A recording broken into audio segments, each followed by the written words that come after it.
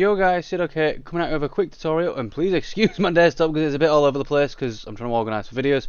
But today I am showing you, or showcasing and tutorial on how to set up the GTA 3 Alpha for the Dreamcast. It is pretty much deemed the impossible port with a custom emulator specifically for this. You can't use the Redream emulator I mentioned in a video probably about a year ago. But nonetheless, we're going to crack straight into it.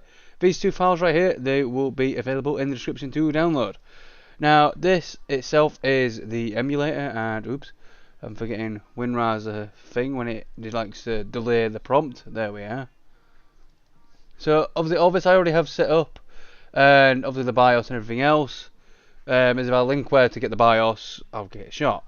Then the file itself, which is just these. Please note this is not in English, because I cannot find an English copy for the life of me. But nonetheless, to anyone who has a basic understanding, and I think it's in Spanish. Anyway, we're going to crack on. So obviously, you'd open this. So for starters, we're going to open this. Now, to save you guys the faff, let's just, because I don't understand why it does that all the time. Now, naturally, it would expect you'd naturally set up the BIOS, which you'd put into data. So if I was to click back on here, and it basically has the BIOS, otherwise it can't play the games. Like, you don't need this for anything other than just having the files needed. So I'm just gonna close that and reopen it because that's all you need them for.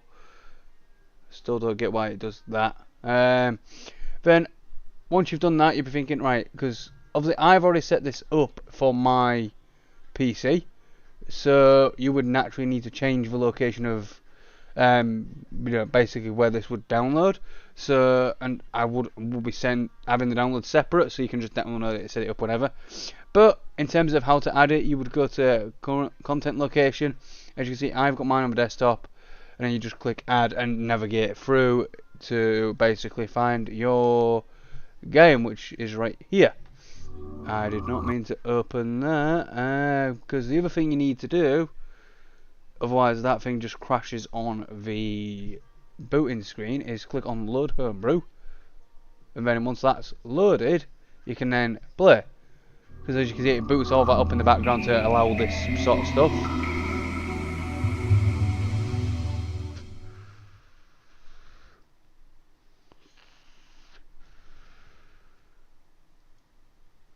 So as you can see, obviously it's not in English. Obviously that bit is, but the text isn't. Obviously I've got enough in me to know what the thing is for full game, and then you just click and start a new game. You can set up a controller with this, but I'm just not bothering for the sake of this video.